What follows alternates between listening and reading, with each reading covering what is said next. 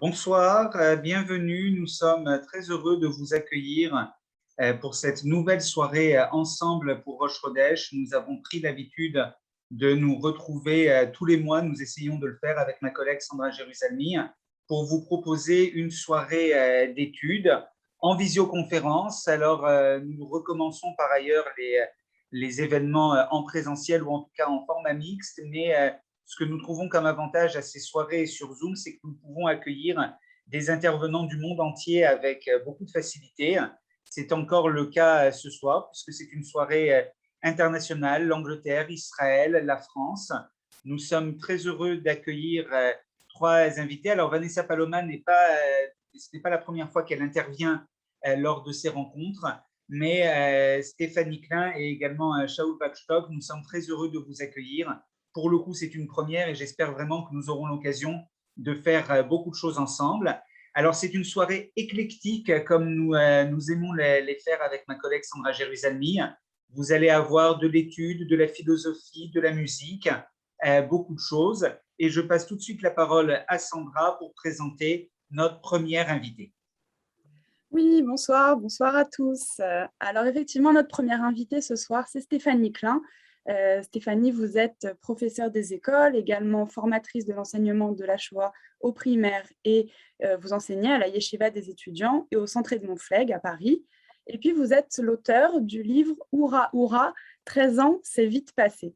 Ce soir, vous nous parlez de Rosh Chodesh, vous allez nous en dire plus. Stéphanie Klein, je vous laisse la parole.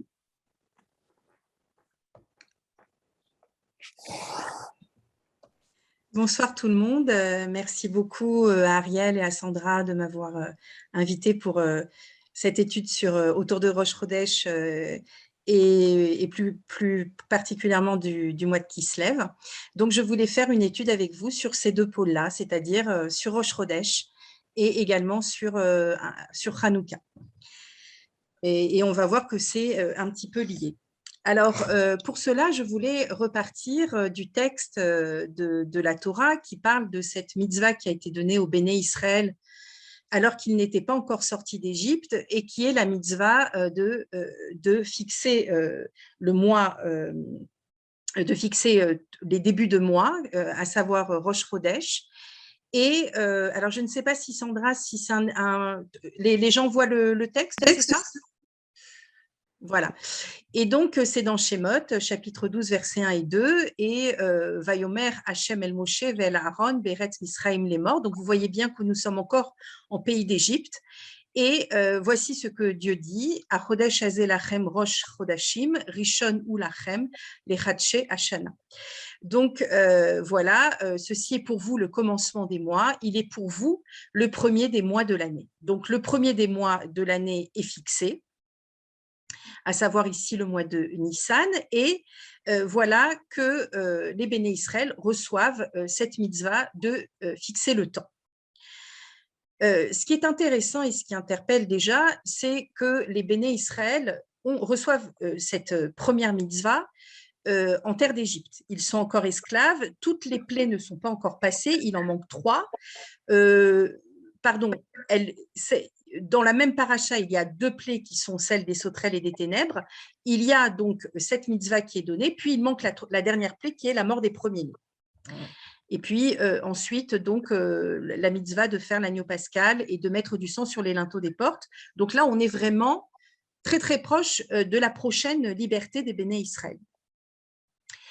On connaît, beaucoup d'entre nous connaissent le commentaire de Rashi qui dit que la Torah aurait dû commencer ici parce que ici est donnée la première mitzvah la première mitzvah donnée au Béné Israël. Alors, bien sûr, des mitzvot, il y en avait eu avant par nos patriarches. Par exemple, Abraham fait la Brit Mila. Il y a l'histoire du nerf sciatique, du guide Anaché avec Yaakov. Donc, des mitzvot, il y en a eu. Mais là, ce qui change, c'est qu'une mitzvah est donnée, non pas un peuple, puisque le peuple naîtra 7 semaines plus tard au pied du Har Sinaï, mais en tout cas à une collectivité. Une collectivité qui n'est donc pas encore libre et qui est sur le point d'être libérée. Alors, pourquoi Rachi nous dit que la Torah aurait dû commencer là? Parce qu'en effet, le terme même de Torah vient de Hora'a, qui veut dire finalement ce qui doit être fait. La Torah, nous dit Rachi, finalement nous intéresse par rapport à ce qui doit être fait, à ce que nous devons faire dans notre vie, à savoir les mitzvot. Et que finalement, la Torah serait une forme de chorma, de sagesse, pour savoir comment les pratiquer sur terre. On peut donc se demander pourquoi finalement, quel est le but finalement de Béréchit et quel est le but d'une partie de l'Exode, puisque la Torah aurait dû commencer ici. À la création du monde, il y a déjà eu un ordre au niveau du temps, puisqu'il y a eu la création de jour, puis un arrêt avec le Shabbat. Mais ça, c'était entre les mains de Dieu. Et ça n'avait pas d'impact véritablement, plutôt ça ne dépend pas des hommes, ça dépend uniquement de Dieu. Pour ce qui en est de cette première mitzvah de fixer le temps, elle est donc déterminée par les hommes, puisque vous savez qu'il doit y avoir un témoignage, donc des messagers qui doivent témoigner du commencement de la lune, et elle est ensuite le donner au Sanhédrin, à la grande assemblée. Et donc, cette fois-ci, il en revient aux hommes de fixer le calendrier et de fixer des rendez-vous, surtout par rapport aux 3 grandes fêtes, les Shalosh Regaim, qui sont des temps de rendez-vous de Dieu, puisqu'on les appelle les Moadim, et que Moed veut dire une rencontre. Donc, finalement, on doit fixer le temps pour aller à la rencontre de Dieu. Un esclave ne maîtrise pas le temps. Il vit en fonction du temps de son maître. Ce qui veut dire que finalement, cette mitzvah qui nous est donnée, qui nous demande de maîtriser le temps, et dans maîtriser le temps, il y a le mot de maître, c'est-à-dire que quelque part, ça nous permet de sortir de l'esclavage, et le texte nous semble dire que c'est la mitzvah fondatrice pour notre liberté. Maîtriser le temps serait une mitzvah fondatrice pour notre liberté. D'autant plus que le Rambam nous dit que les Béné Israël avaient pratiquement tout oublié en Égypte des mitzvot, à part quelques traces de l'enseignement d'Abraham pour la tribu des Lévis. Mais sinon, pour le reste du peuple, en fait, de cette collectivité, les choses avaient été oubliées. Alors, revenons à cette question, pourquoi Béréchit et pourquoi le début de Shemot? Pour Rachi, c'est très simple, le livre de Béréchit ne sert que pour nous dire que la terre appartient à Dieu. Mais le Ramban, Nachmanide, lui va plus loin, et là on peut passer à la deuxième feuille.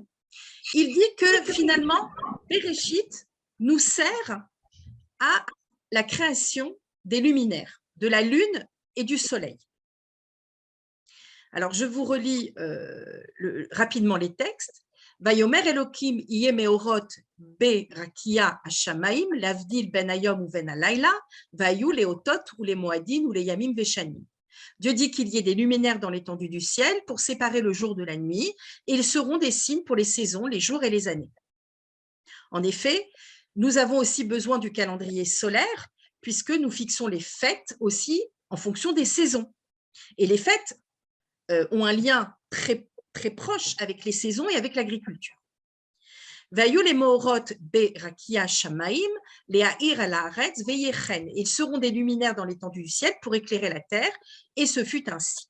Et là, ce qui nous intéresse, et le Ramban s'intéresse à ça, Vayahas Elokim et shene ameorot agdolim et amaor agadol les mêmes shelet ayom vet amaor akatan les mêmes shelet alayla vet akochavim. Dieu fit les 2 grands luminaires, le grand luminaire pour gouverner le jour et le petit luminaire pour gouverner la nuit et les étoiles. Et là, dans les Chazal, déjà, Rabbeinu Bayé, dans la Gemara, nous dit que à la base, il n'y avait pas la création d'étoiles, et à la base, la lune était aussi grande que le soleil, c'est-à-dire que elle avait en elle, elle portait en elle le reflet de la lumière du soleil, c'est-à-dire qu'elle ne brillait pas par elle-même, elle brillait grâce au soleil, mais elle reflétait la même luminosité que le soleil. Cependant, on voit ici que Dieu nous dit alors c'est ce qui est intéressant, il fait 2 grands luminaires, donc normalement on devrait parler de 2 grands luminaires, mais ensuite on nous parle d'un grand luminaire et d'un petit luminaire et d'étoiles. Ce qui ne va pas du tout avec l'explication de la Guémara. Alors, il y a une autre Guémara qui va nous raconter finalement, de manière allégorique, ce qui s'est passé et ce qui s'est joué. Et le Ramban donc, nous dit, vous allez voir, ce qui s'est joué, c'est ça, c'est cette discussion entre Dieu et la Lune. Et c'est pour ça qu'on a dû, et c'est pour ça que Bereshit est important. Parce que ce passage-là est en lien avec la première mitzvah donnée au Béné Israël, qui est donc de maîtriser le temps, de fixer le temps, et que donc on avait besoin de cet enseignement, de ce dialogue entre Dieu et la Lune, on en avait besoin pour comprendre finalement cette mitzvah qui est donnée aux hommes. Alors, on passe à la page suivante, et voici ce qui est écrit dans la Guémara Choulin 60b. Je vous la lis en français pour aller un peu plus vite parce qu'on a chacun à peu près 20-25 minutes. Rabbi Shimon ben Pazi soulève une contradiction. Il est écrit « Dieu fit les deux grands luminaires » et il est écrit « le grand luminaire et le petit luminaire ». Donc, comme je vous l'ai dit, la Lune a dit devant Akadosh Baruch Hu, « Maître du monde, est-il possible que deux rois se servent de la même couronne ?» Il lui a répondu « Fais-toi donc plus petite ». Elle dit devant lui, maître du monde, parce que j'ai dit devant toi quelque chose de juste, je devrais moi me faire plus petite. On peut aller à l'autre page. Il lui dit, accepte et tu régneras le jour et la nuit. Elle lui dit, à quoi sert une lampe en plein jour? Il lui dit, accepte et par toi, les enfants d'Israël compteront les jours et les années. Donc là, on est en plein dans la mitzvah faite au Béné Israël dans Shemot. Elle lui dit, le soleil aussi, il n'est pas possible qu'il compte les saisons sans lui, comme il est écrit, et ils seront de signes pour les saisons, les jours et les années. On continue. Vous voyez, il y a une grande marloquette, ils sont vraiment en yeshiva tous les deux, et ils sont en train de chacun de donner son argumentation. Accepte, et les tzadikim seront appelés par ton nom, Yaakov le petit, Shmoël le petit, David le petit. Il a vu qu'elle n'était pas rassénérée, alors Akadosh Baruch Hu a dit, apportez-moi une expiation pour moi parce que j'ai diminué la taille de la Lune. Et on dit que jusqu'à maintenant, finalement, Dieu se sent fautif d'avoir fait ça à la Lune. Et c'est ce que dit Rabbi Shimon. Donc, on parle après du sacrifice que Kadosh Baruch Hu apporte parce qu'il a réduit la taille de la Lune. Donc, c'est vraiment une discussion très profonde. Chacun défend son point de vue. Dieu essaye d'argumenter et de donner des choses à la Lune, mais elle n'est pas très contente. Et jusqu'à maintenant, malgré le fait qu'ils lui disent que des grandes tzadikim vont être appelés petits comme elle, que finalement les Béné Israël vont fixer leur temps grâce à elle, etc. La Lune, apparemment, n'est toujours pas contente. Alors peut-être vous avez discuté avec elle, mais apparemment, la Lune que nous voyons briller dans le ciel n'est toujours pas contente. Et Dieu donc est obligé de faire un sacrifice pour s'excuser de l'avoir diminué par rapport au Soleil.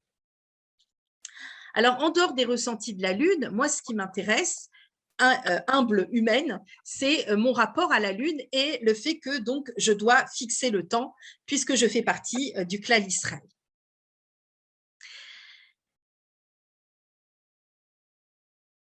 Le message finalement qui ressort de là, c'est que le peuple, devons comprendre finalement à quoi nous sert la Lune et de quel message est-elle porteuse. Finalement, cette Lune qui est petite, mais qui également est caractérisée par un système de phases, puisqu'il y a la pleine Lune, il y a la demi-lune, il y a des croissants de Lune, etc. Elle vient nous dire qu'elle porte en elle l'idée d'un renouveau, c'est-à-dire que la Lune, à chaque fois, bouge, est mobile, n'est pas figée, et donc elle porte en elle l'idée d'un renouveau. Le deuxième message dont la Lune serait porteuse, c'est que si nous devons fixer le temps par rapport à elle, et que ça a été notre premier pas vers la liberté, pour arriver en terre d'Israël, alors finalement, elle porte en elle, cette Lune, la légitimation de notre raison d'être. C'est-à-dire que finalement, la Lune vient dire que sans elle, puisque c'est écrit dans la création du monde, nous n'aurions pas vraiment de raison d'être, puisque notre raison d'être réside dans le fait que nous devons être maîtres du temps, que nous devons fixer le temps par rapport à elle. D'ailleurs, dans le mot de Rosh Chodesh, il y a le même terme que Bereshit, Rosh, la tête. L'idée est finalement d'un recommencement, d'un commencement, d'un renouveau, et que notre manière d'agir sur la sanctification du moi est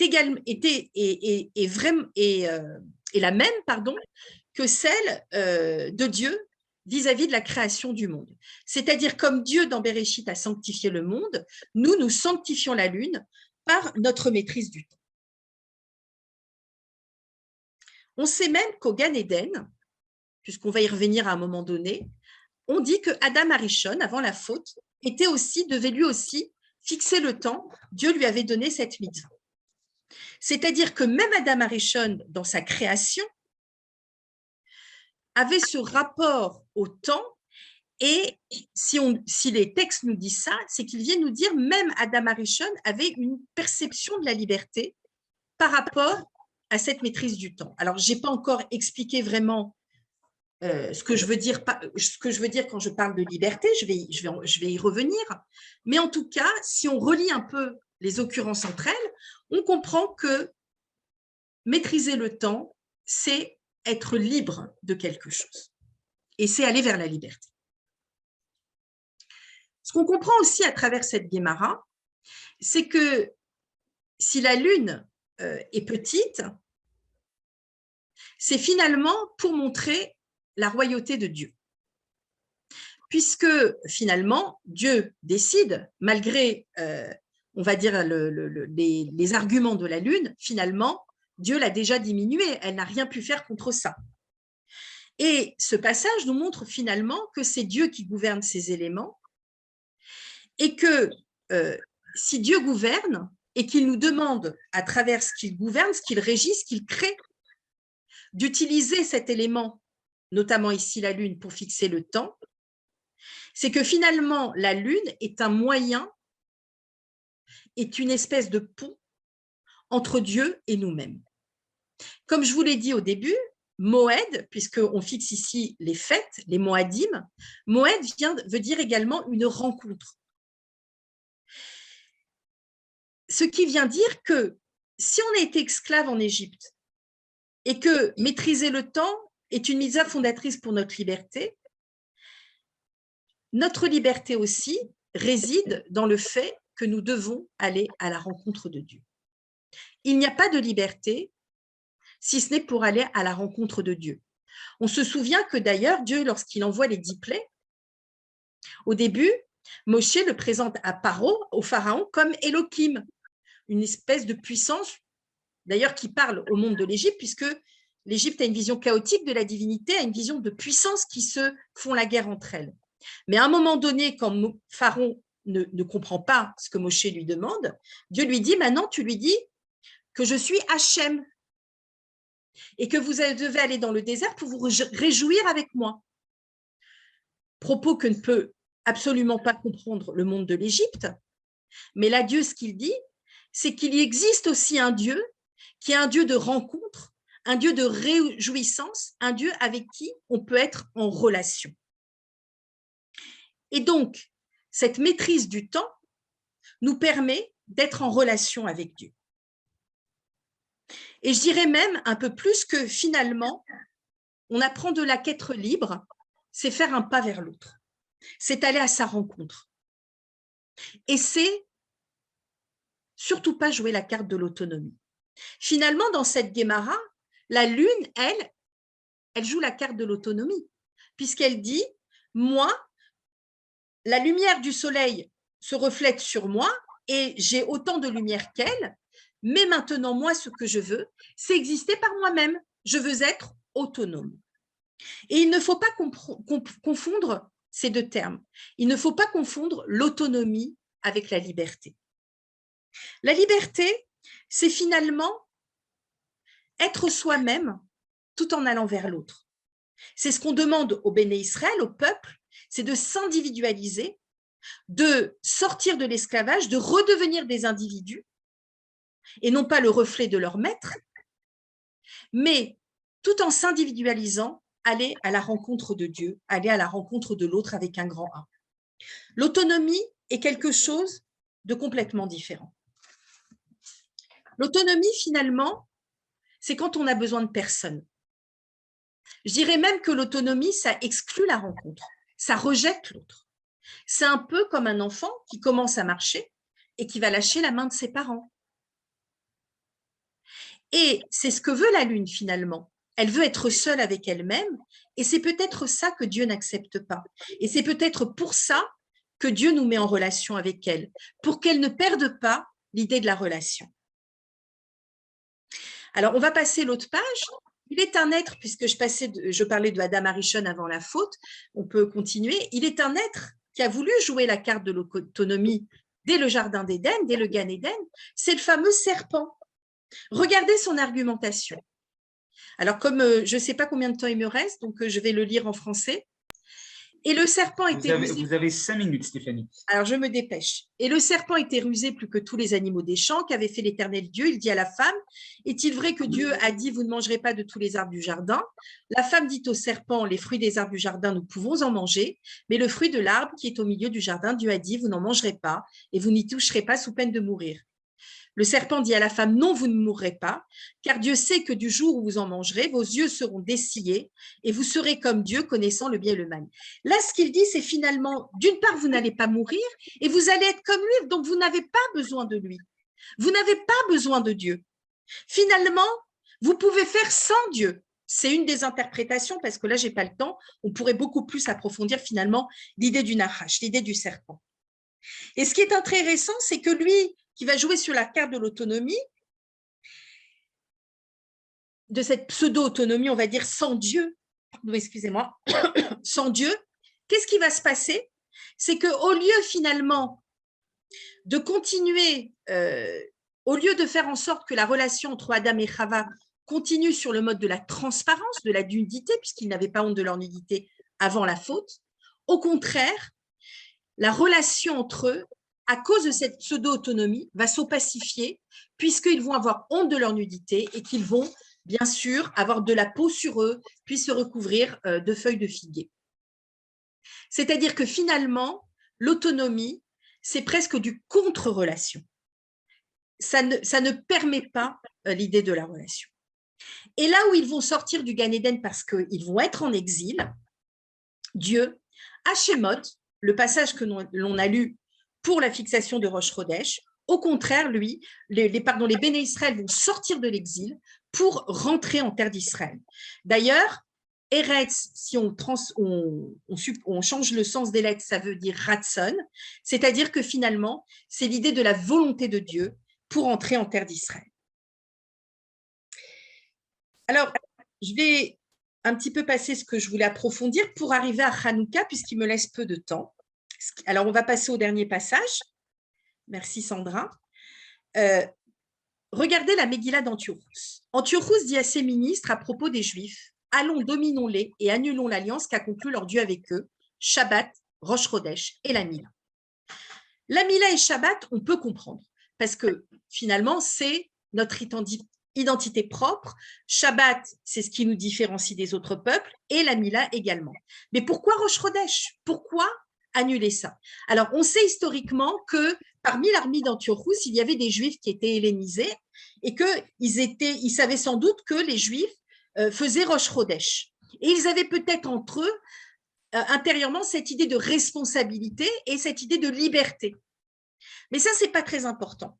Ce qui est important finalement, c'est que les Maccabim ont lutté contre cette armée grecque et finalement ont lutté pour leur Shabbat, pour la Mila, pour leur temple, mais aussi pour Rosh Chodesh. Parce que si on relit ce que je viens de dire entre eux, sans Rosh Chodesh, le peuple, nous n'avons pas véritablement de raison d'être. Sans maîtriser le temps, sans être, comme disait Avram Eshel, les bâtisseurs du temps, nous n'avons pas, en tant que peuple, réellement de raison d'être. C'est pour cela que les Maccabim sont restés vigilants et ont lutté, ont rallumé une flamme, se sont révoltés pour finalement montrer en dehors du fait de garder notre temple, c'est-à-dire notre repère, ils ont voulu montrer finalement que à travers cette révolte et à travers le fait de vouloir absolument rallumer une flamme, notre existence avait toujours lieu d'être, malgré les illusions des autres peuples, les illusions que voulait nous vendre le peuple grec. Alors, pour conclure, j'aimerais dire que finalement, c'est ce que nous devons apprendre de cette histoire de Rosh Chodesh et de cette histoire de Hanouka. Finalement, nous sommes un peu comme la Lune, hein, on nous compare souvent à la Lune, mais nous sommes à la Lune face à un soleil qui serait Dieu. Mais Dieu n'est pas comme le soleil, parce qu'il ne brille pas que de lui-même. C'est-à-dire que Dieu, ce qu'il attend de nous aussi, au contraire du soleil, c'est que nous allons à sa rencontre, nous fassions relation avec lui. Et j'ai envie de conclure en disant que finalement, maîtriser le temps, c'est aussi aller à la rencontre de nous-mêmes. C'est finalement se répéter sans cesse la même démarche pour retrouver les mêmes repères, afin de se donner à nous-mêmes la chance d'un commencement, d'un recommencement, d'une nouvelle création. C'est finalement retrouver le roche de notre vie, retrouver le point d'un nouveau départ. Et c'est refuser finalement de se soumettre au déterminisme, aux images qui figent et qui nous rendent objets. C'est devenir finalement, c'est accepter finalement d'être le sujet d'une rencontre avec l'autre et avec les autres. Et que fassions que ce Hanouka, nous soyons tous ensemble, réunis, remplis de lumière, et que, à l'image de ce soir, nous soyons sans cesse dans de belles rencontres. Voilà, merci beaucoup. Merci beaucoup, Stéphanie, pour ce bel enseignement et merci aussi d'avoir si bien maîtrisé le temps, même si ce n'était pas un exercice facile. Nous reviendrons après pour les questions, mais je vais tout de suite passer la parole à Vanessa Paloma, qui a des contraintes d'horaire depuis l'Angleterre. Vanessa Paloma, vous êtes docteur en musicologie de l'INALCO. Vous dirigez toutes sortes de projets autour de la mémoire orale des femmes, notamment du Maroc espagnol. Et je vous passe tout de suite la parole pour que vous nous présentiez l'un de vos derniers projets entre études universitaires et musique. Merci beaucoup, Ariel, et merci Stéphanie, et merci à tous. Je veux juste pouvoir partager mon écran déjà, et je voulais aussi dire que en fait, la question que je voulais parler, ça rentre exactement avec les questions que Stéphanie, elle vient de parler, parce que en fait, je parle de la fertilité. Les chants traditionnels de la fertilité de la femme et en fait qui sont régis par des cycles lunaires. Alors, une des choses que m'a frappée, et quand j'étais à Tanger avec quelques femmes de la communauté juive de Tanger, ça fait 10 ans à peu près, et j'étais enceinte en fait, il y a une femme qui m'a demandé, mais ça fait combien de lunes que tu manques? Et moi, je n'ai pas compris au début. Et en fait, elle m'a dit, mais combien de lunes? Combien de mois tu as? Des grossesses? Et j'ai compris en fait qu'elle comptait la grossesse selon les lunes des cycles.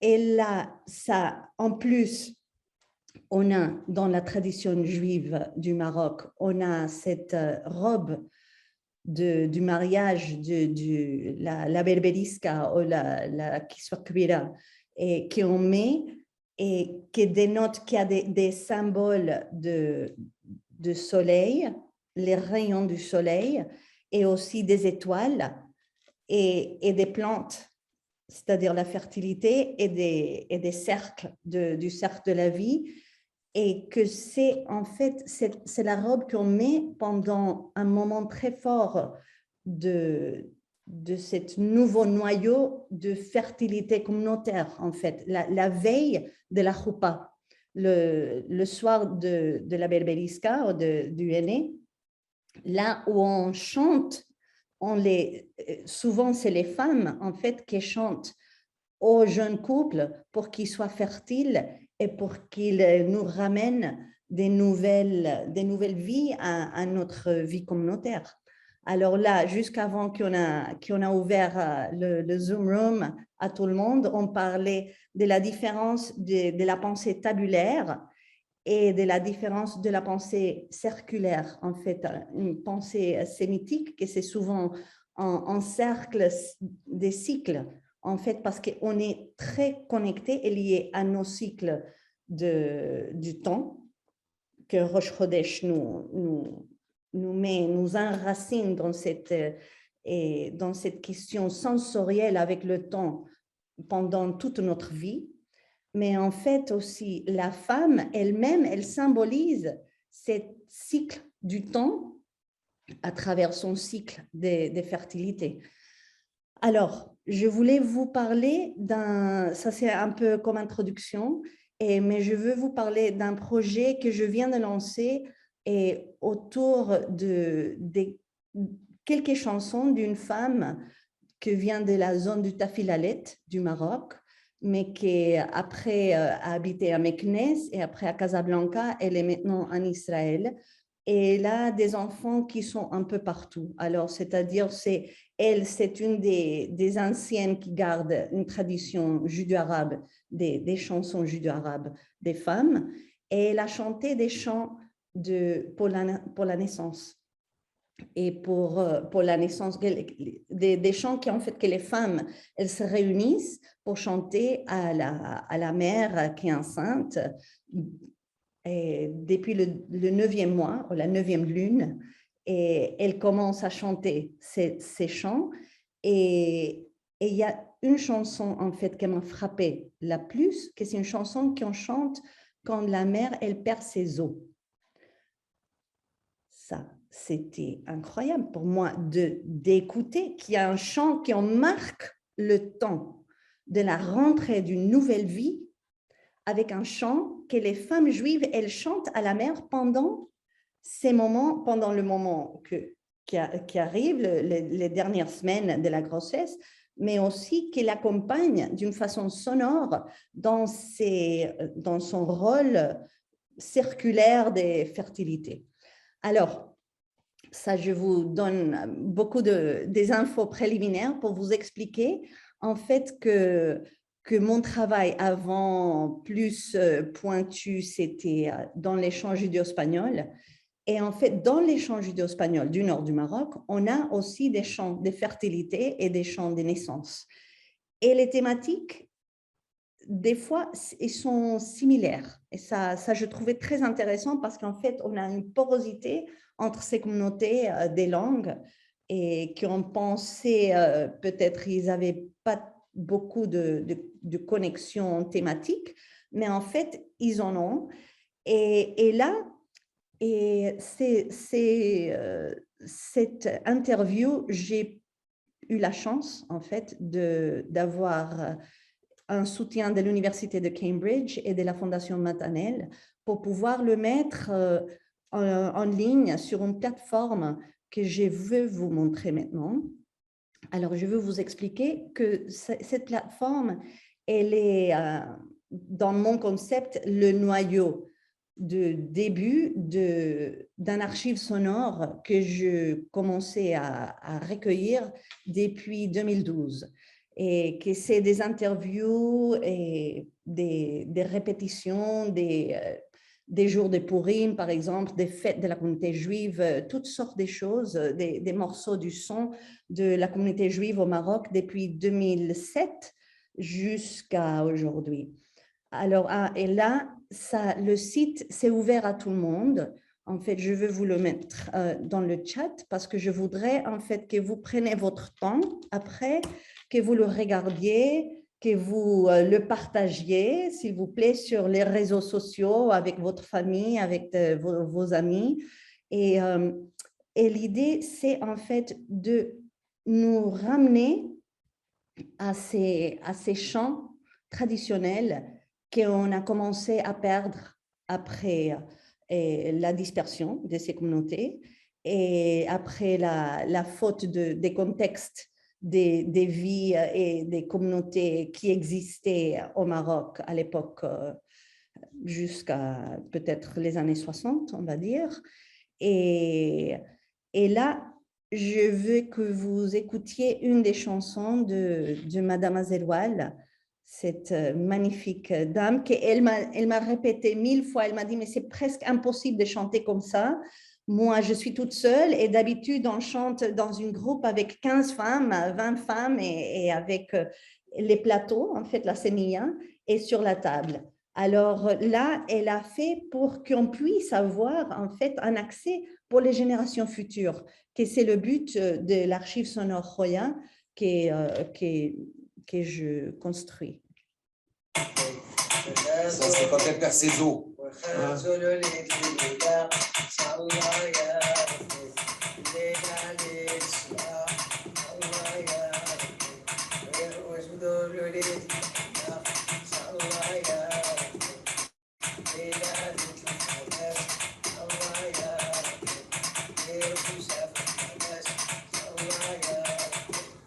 وهذاك الغناء ديال كنا نعملوه ديال كيعملوه جمال كاين واحد ما كان يقول العقل شينا.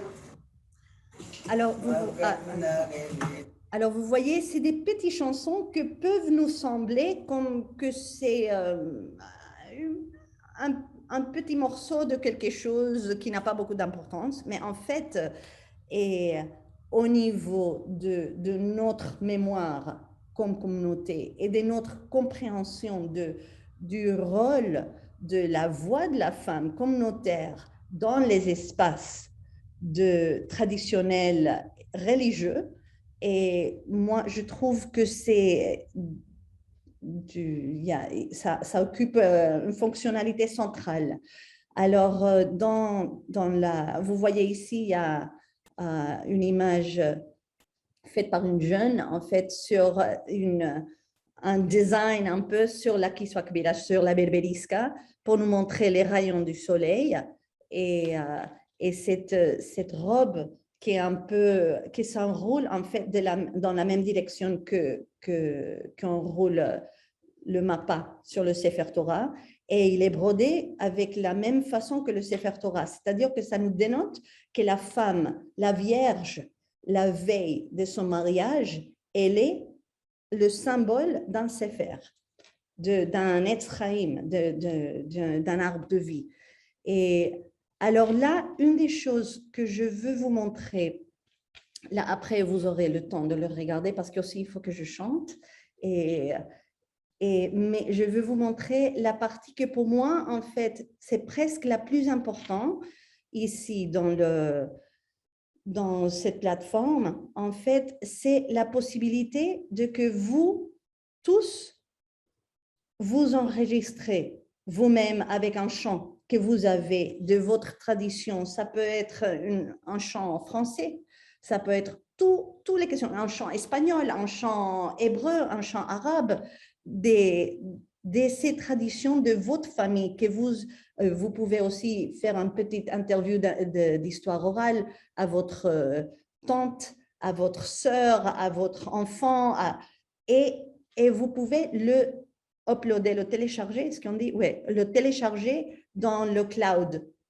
C'est-à-dire qu'après, ça va rentrer dans notre archive et quand on aura, si Dieu veut, le budget pour élargir cette question, on pourra avoir des autres sons, des petites vidéos, même avec un téléphone comme ça, avec une question sonore, une photo, et toutes les questions avec un message si vous voulez que ça soit privé et que ça reste dans l'archive, c'est aussi possible. Et c'est-à-dire que l'idée, c'est de faire un archive du peuple, c'est-à-dire un archive à nous, et pas seulement une question fermée et une question historique, parce que en fait, l'évolution, elle continue, et nous, on rentre dans cette évolution, et tous nos choix de musicalité et des connexions à nos cycles de vie et à nos traditions liturgiques, mais aussi paraliturgiques, et sont un apport invaluable pour nos générations et pour les générations suivantes. Alors, là, je laisse ici et je vais chanter quelques petites chansons en judo-espagnol parce que je ne chante pas vraiment le judo-arabe et je peux le faire, mais j'ai un accent espagnol, alors je préfère ne pas le faire. Et là, je vais chanter en fait des chansons, et je vais vous mettre peut-être une jolie image, comme ça vous avez une belle image des femmes en train de chanter et célébrer la fertilité, ce moment de fertilité, de joie et ces moments très symboliques et imprégnés en fait d'une énergie du cycle lunaire et de poids de la femme dans notre groupe, notre communauté et nos familles et nos groupes globaux comme peuple juif. Ok, alors je vais vous chanter une chanson qui s'appelle, ça dépend comment ça s'appelle, Fuera mi abañar. Mais dans la chanson, et c'est en fait une chanson du nord du Maroc qui chante d'une jeune fille qui part se baigner à la rivière et elle voit son bien-aimé. Et en fait, et après, ils lui disent, mais qu'est-ce que tu as mis dans ton visage? Parce que tu es tellement belle, ton visage est comme une lune. Alors, je me suis dit, ça c'est la chanson pour ce soir, parce qu'on est en train de parler de la lune. Et comme ça, on reste avec la thématique lune. D'habitude, on a beaucoup de percussions, mais moi, malheureusement, c'est très difficile pour moi de jouer la percussion et chanter en même temps. Alors, si vous voulez faire la percussion pour moi, derrière, chez vous, ça sera super. OK. Fuérame a bañar y a orillas del río, fuérame a bañar y a orillas del río.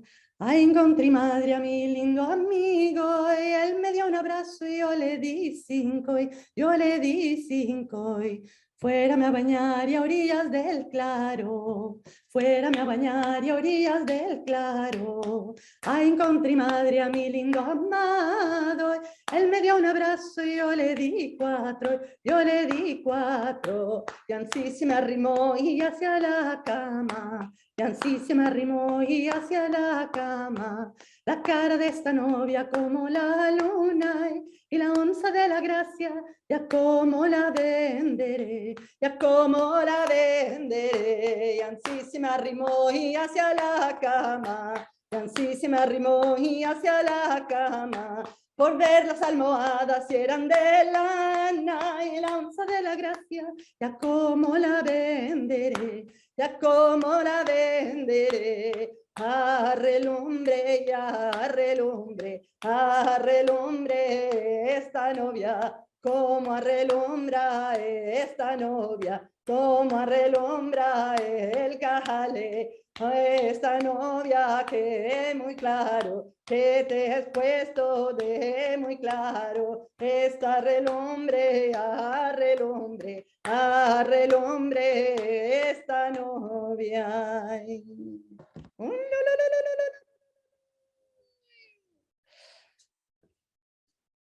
Ok, alors, je suis désolée, mais moi, je dois partir. Et parce qu'ici en Angleterre, en fait, ils sont très pointus sur le temps. Et j'ai un truc dans 5 minutes. Mais je veux vous laisser déjà aussi la possibilité, si vous voulez partager mon email.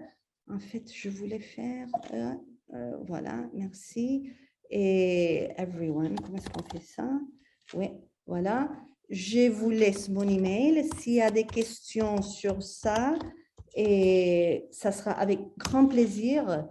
Et je vous supplie, s'il vous plaît, regardez le site et essayez de nous trouver des mélodies, des chansons, des enregistrements, des photos, des histoires, des proverbes, toutes sortes de choses parce qu'on a besoin de ça pour nos enfants, pour qu'on ne perde pas ce fil de connexion d'information. Si Dieu veut, on va réussir à pouvoir mettre tout ça en cherchable sur Internet bientôt, mais on veut une connexion constante avec, avec la communauté. Alors, Chodesh Tov Merci et beaucoup. Hanouka Sameach, et que des bonnes choses et brachot, et ça me fait très plaisir de voir tout le monde. Merci beaucoup, Vanessa, à la fois pour ce magnifique travail de préservation de la mémoire orale et puis pour ces chants. C'est toujours un réel plaisir pour nous de vous écouter, de vous écouter chanter. Merci encore.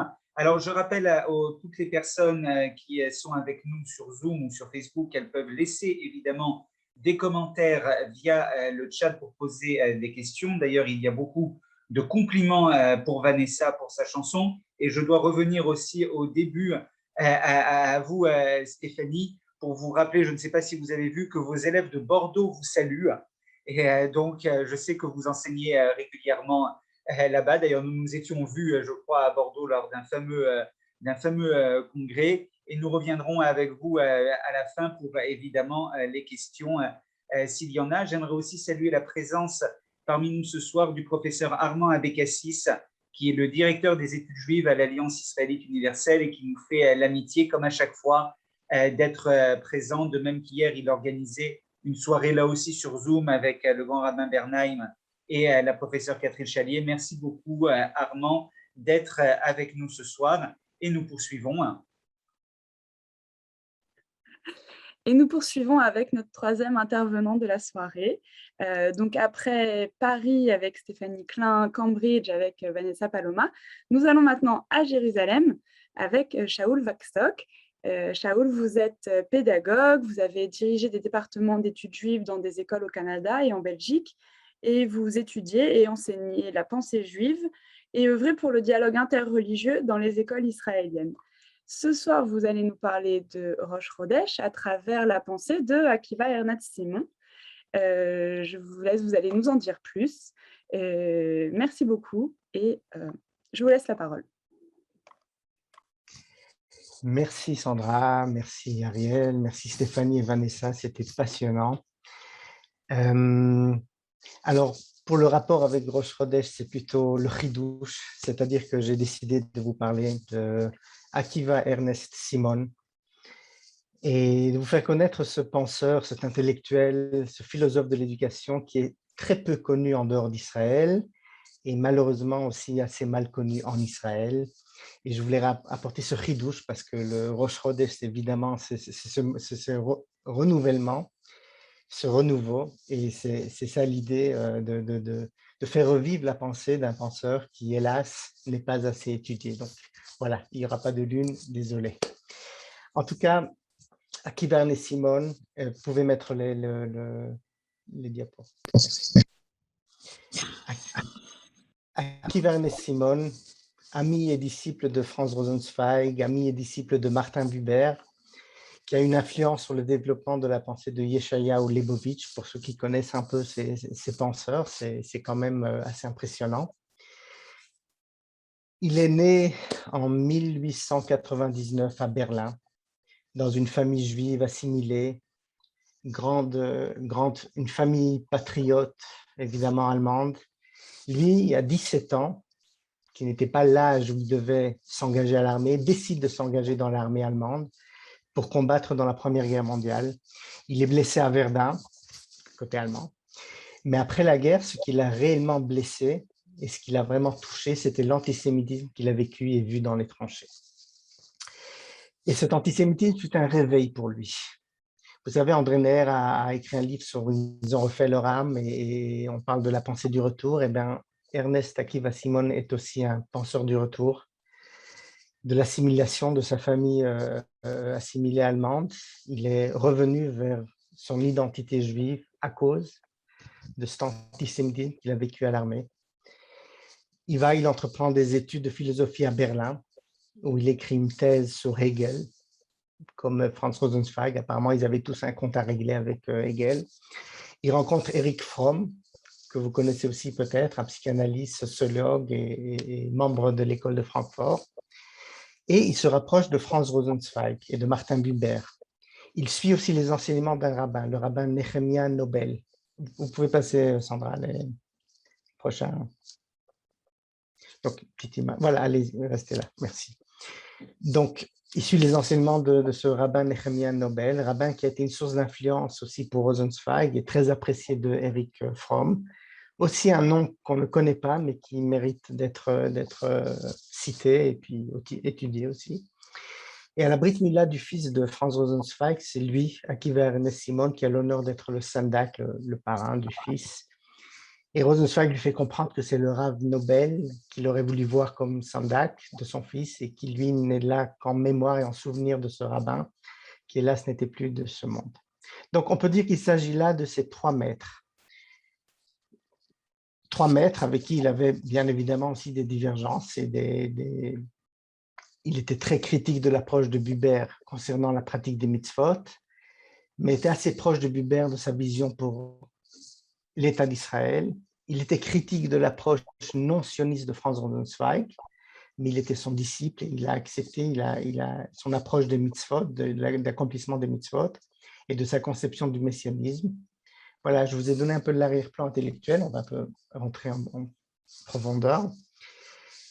C'est intéressant de savoir aussi qu'il fait partie de ceux qui ont créé à côté de Franz Rosenzweig le fameux Lehrhaus. C'était un Beth Midrash, une maison d'études libre. C'est aussi lui, Akiva Ernest Simon, qui organise le minyan dans la maison de Rosenzweig quand celui-ci, dû à sa maladie, est paralysé, il ne peut plus rien faire à la maison. Donc, c'est Simon qui prend sur lui l'organisation du minyan. Et une différence assez essentielle entre lui et Rosenzweig, c'est son rapport au sionisme. C'est-à-dire qu'on a ici Akiva Ernest Simon, disciple de Rosenzweig, un disciple sioniste. Et nous sommes en 1928 et Akiva Ernest Simon décide, après 6 ans aux côtés de Rosenzweig, d'émigrer en terre d'Israël avec son épouse. Il va quitter l'Allemagne. Et en terre d'Israël, en Eretz Israël, en Palestine mandataire, il enseigne à Haïfa et puis à Jérusalem. Il fait partie de l'organisation Brit Shalom. Si vous avez entendu parler, c'est une organisation qui, déjà avant la déclaration d'indépendance de l'État d'Israël, prône une entente avec les Palestiniens. Il a continué à œuvrer toute sa vie pour une reconnaissance et une coexistence avec les Arabes palestiniens. Il est un peu le père d'une certaine gauche israélienne religieuse à peu près non existante, mais ses descendants, donc son fils et même sa petite-fille, sont encore jusqu'à ce jour fidèles de sa vision politique et sociale. Vous pouvez passer la prochaine. Il a écrit, agi et pensé le sionisme, la modernité, l'éducation. Il a développé une pensée juive, religieuse et humaniste, un humanisme religieux. Moi, j'aime bien enseigner avec des textes à l'appui, mais hélas, aucun de ces textes n'a été traduit en français ni en anglais. Malgré, par exemple, le prix, il a obtenu le prix d'Israël, Pras Israël, en 1967. Donc, il a quand même été reconnu, mais il n'y a pas eu de traduction. C'était donc un intellectuel religieux qui tentait de concilier différents mondes. Il était assez hors pair dans son environnement intellectuel. D'ailleurs, on lui attribue cette phrase, je ne sais pas si vous la connaissez. Il disait « Je prie avec des gens avec qui je ne peux pas discuter et je discute avec des gens avec qui je ne peux pas prier ». Voilà, c'était un personnage assez particulier. Alors, je vais tenter ce soir, dans le temps qui me reste, de vous présenter 2 éléments de sa pensée, sans pouvoir les développer jusqu'au bout, mais qui ont eu un impact sur moi et sur ma compréhension de certains aspects du judaïsme contemporain. Et j'espère que ce partage va pouvoir aussi vous enrichir. Voilà, donc le premier point, c'est sa perception de la crise de la modernité sur le religieux et ses répercussions sur le judaïsme. Le deuxième point sera une notion qu'il a développée, la notion de seconde naïveté, en hébreu, Hatmimut Hashniya, qu'il développe pour répondre à la crise de la modernité. Mais commençons par sa manière de conceptualiser la crise de la modernité. Le texte principal qui va nous intéresser a été écrit en 1952. Donc, il s'agit de 4 ans après la création ou la déclaration d'indépendance de l'État d'Israël, donc un jeune État, où on se posait beaucoup de questions. Il a donné ce titre extraordinaire à cet article « Sommes-nous encore juifs ?» Ha'im od Yehudim hanachnu. Une question que je trouve extraordinaire, particulièrement forte et puissante. Il a donc suscité des discussions et pas mal de controverses parmi le milieu intellectuel de Jérusalem avec cette question et surtout avec le développement qu'il fait dans cet article. La question elle-même mérite d'être méditée et pour moi en tout cas elle fait écho à une phrase extraordinaire de Lévinas qui dit dans Difficile Liberté, dans un de ses articles Pièces d'identité, s'interroger sur l'identité juive, c'est déjà l'avoir perdue. Mais c'est encore s'y tenir, sans quoi on éviterait l'interrogatoire. Entre ce déjà et cet encore se dessine la limite tendue comme une corde raide sur laquelle s'aventure et se risque le judaïsme des Juifs occidentaux. Question essentielle à laquelle Akiva Ernest Simon ne va évidemment pas donner de réponse claire, ne fût-ce que par quelques allusions par-ci par-là. Il commence l'article, et ça je vais essayer de développer un peu son approche de la crise de la modernité. Il commence l'article par une citation d'un historien hollandais. Je cite, « Au Moyen-Âge, la vie était imprégnée de religion, à tel point que la distinction entre le profane et le saint, le temporel et l'éternel se perdait complètement. » On s'imagine un monde où on respire la religion, et évidemment cet historien hollandais parlait du catholicisme. Et après le Moyen-Âge, la crise qui a été bel et bien vécue par le christianisme, par le catholicisme, se déploie et se vit quand un des domaines de la vie se détache de l'emprise de la religion. Ce détachement est bien évidemment un danger pour le système et peut mener à sa destruction. La réforme chrétienne a tenté de répondre à ce défi. On ne va pas rentrer dans l'histoire de la réforme et de la crise du christianisme et du catholicisme. On va essayer de comprendre ce qu'il veut dire par rapport au judaïsme. Donc, je reviens. Donc, le problème se pose quand la religion ne se trouve plus au-dessus de tous les domaines de la vie, quand la religion n'a plus d'emprise sur tous les aspects de la vie et du monde, mais se trouve à côté d'eux. Il y a la religion, la culture, le politique. La religion n'est plus au-dessus, elle est à côté. C'est donc à la suite de ces moments de crise, de détachement, de rupture que se développe un type nouveau de religion. Et là, Ernest Akiva Simon parle d'une religion à structure protestante. Alors, Simon va nous proposer une conceptualisation qui va peut-être sembler au premier abord un peu incongrue ou même anachronique. En tout cas, c'est l'effet que ça m'a fait la première fois que j'ai lu ce texte, mais qui, je pense, en fin de compte, va nous permettre de comprendre son analyse. Donc, dans son article « Sommes-nous encore juifs ?», il va faire une distinction conceptuelle entre un judaïsme catholique et un judaïsme protestant. Un peu bizarre. Mais je crois que ça nous met peut-être un peu mal à l'aise, mais c'est peut-être ça une partie de cette crise de la modernité. Et sa thèse principale sera de dire que la crise du judaïsme contemporain est que le judaïsme catholique a échoué et le judaïsme protestant est trop faible. Restez avec moi. Ce qu'il nomme donc le judaïsme catholique, on pourrait bien évidemment le nommer différemment. Je crois qu'il y a un peu cette envie de provoquer. Donc le judaïsme catholique, c'est ce judaïsme total. La halakha régit tous les domaines de la vie, mais aussi de la conscience. On respire le judaïsme, on respire la Torah. Il n'y a pas de domaine neutre. Évidemment, je pense, et lui il pense que cette conception est très proche, n'est-ce pas, de la Torah et de ce que la Gemara nous enseigne. Mais la modernité, hélas, fait échouer ce projet du judaïsme catholique. Vient alors le judaïsme protestant, qui accepte la compartimentalisation. Ce judaïsme-là se concentre pour survivre. Il se focalise sur la relation de l'individu et de sa relation à Dieu, au mitzvot.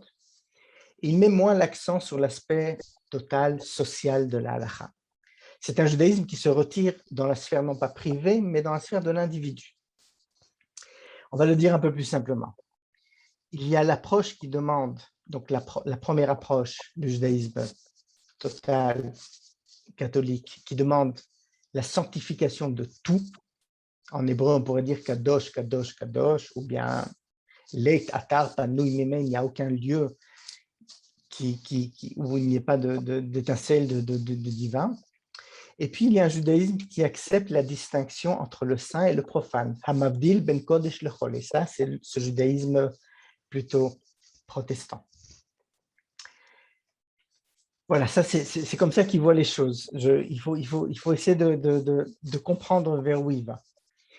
Maintenant, il va critiquer les tentatives de sauver ce judaïsme catholique, ce judaïsme total, et il donne deux exemples qu'il critique dans son article. En fait, trois exemples. Premier exemple, il parle de cette communauté, les Netur et Karta. Je ne sais pas si vous avez entendu parler de cette communauté, mais c'est un groupuscule ultra-orthodoxe religieux qui a décidé de se retirer de manière totale de la modernité et des institutions de l'État d'Israël, et où la halakha est la seule loi.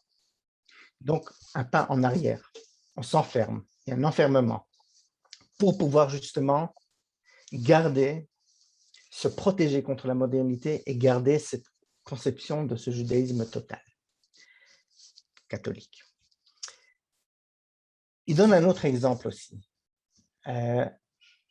Il était très proche du mouvement du kibbutz religieux, mais il trouvait que le mouvement du kibbutz religieux était donc capable de concilier judaïsme et modernité, mais il y avait aussi cet enfermement, car le kibbutz, comme vous savez, est une société fermée. Ça aussi, il disait, ce n'est pas une solution. Vous pouvez passer à la prochaine. Sa deuxième critique se dirige contre la pensée du premier Yeshayahu Leibovitch. Pour ceux qui sont un peu familiers avec la pensée de Yeshayahu Leibovitch, il a deux périodes. Et une chose qui n'est pas assez dit, c'est que l'article de Ernest Akiva Simon que je suis en train de vous présenter a une influence énorme sur Yeshayahu Leibovitch. Ils se connaissaient, ils discutaient évidemment. Et il y a le premier Leibovitch, il y a l'article de Simon, et puis il y a le deuxième Leibovitch, pour ceux qui connaissent. En tout cas, le jeune Leibovitch pensait qu'il fallait il prenait donc une réforme de la halakha dans l'État d'Israël. Il voulait absolument que la halakha, que le judaïsme s'applique à cette nouvelle situation, à ce nouveau fait historique qui est le retour du peuple juif à la souveraineté politique en Israël. Et il dit que ce retour-là et cette souveraineté politique exigent une adaptation, une réforme de la halakha.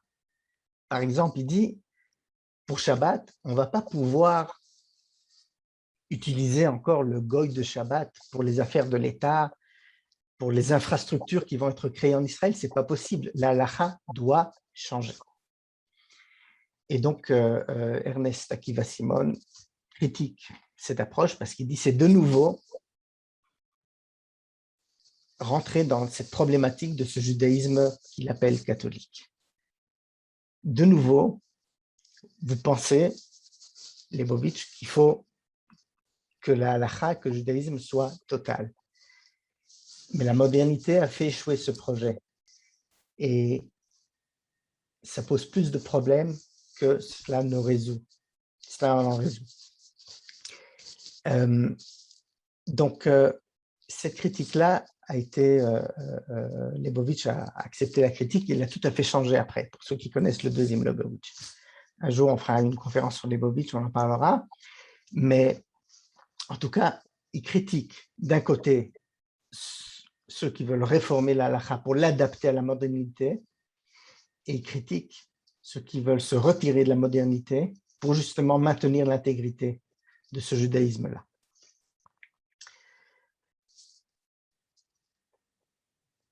Je vous ai mis des photos du Leibovitch jeune et du Leibovitch vieux, comme ça pour vous bien montrer qu'il y en a eu deux, il y en a avant et après Akiva Ernest Simon. Maintenant, il disait aussi que si on avait besoin, ou si on voulait recréer ce judaïsme catholique dans l'État d'Israël, il fallait nécessairement une vision messianique de l'État d'Israël. C'est-à-dire qu'on ne peut pas venir et dire qu'il faut réformer la halakha sans penser que l'État d'Israël a un rôle messianique.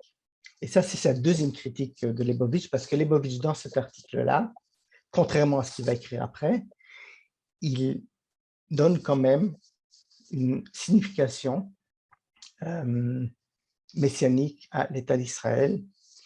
Et Akiva Ernest Simon est tout à fait contre la perception, la vision messianique de l'État d'Israël. Et ça, donc, aussi, c'est une de ses critiques. Et pour ceux qui connaissent aussi, là, il rejoint Franz Rosenzweig dans sa conception messianique. On y reviendra. Vous êtes encore avec moi?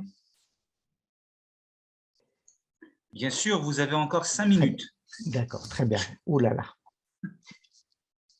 Alors, bon, le deuxième élément que je voulais... Alors, moi, je vous conseille, gardez cette conceptualisation en vous et utilisez-la quand vous voyez quelque chose qui ne marche pas dans le rapport entre la halakha, le judaïsme et le monde moderne. Vous allez voir que ça va vous permettre de comprendre la chose malgré, comme j'ai dit, l'anachronisme ou le côté bizarre de cette conceptualisation. Deuxième élément, alors je vais aller plus vite, je ne vais pas dire tout ce que j'ai à dire, mais c'est quand même très intéressant. Il développe la notion de seconde naïveté, hatmimut hashniya, seconde naïveté, pour répondre aux problèmes du juif moderne. Et là, on parle d'autre chose, on ne parle plus de la halakha de l'État, on parle de la manière dont le juif moderne approche le monde. Et c'est quoi la seconde naïveté? L'enfant